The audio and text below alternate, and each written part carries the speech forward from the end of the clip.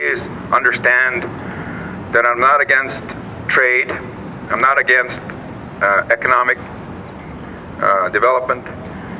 But free trade, as they call it, is not really free trade. What we're looking for is fair trade. Yeah. Yeah. I would like for you and I to be in business, to be as an alternative for the system that is robbing us, and to develop our own trade relationships.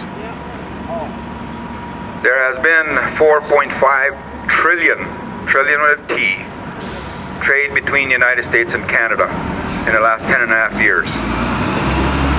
But we're being held hostage for that system.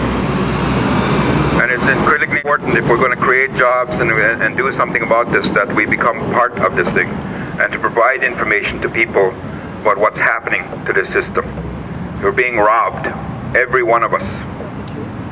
And it's important that we understand this. I was called an economic terrorist for a very simple and very mild action that I took in 1993. I reported the Canadian and provincial governments to the bond rating agencies. So I was called an economic terrorist. It's the same thing that the banks do all the time. If you're a deadbeat and you don't pay your loans, they report you to the credit rating agency. They report you as a deadbeat. I reported the Canadian government and the provincial government as deadbeats. So I was called an economic terrorist. And I'm still called an economic terrorist. So the information that you have in here, take a look at it.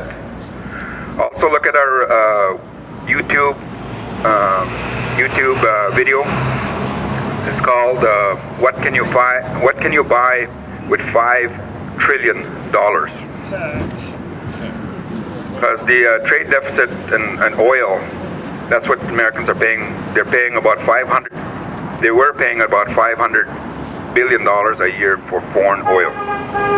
So in 10 years, you will have paid $5 trillion to foreign countries for your oil. And that's why when you go to the gas station and you're pumping $3.60-something cents per gallon, where's your money going to? That's some of the information that you need to look at.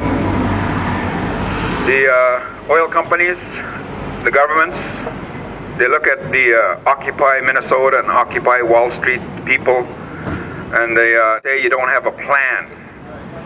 You're protesting, but you don't know what you're protesting. They also call you old hippies.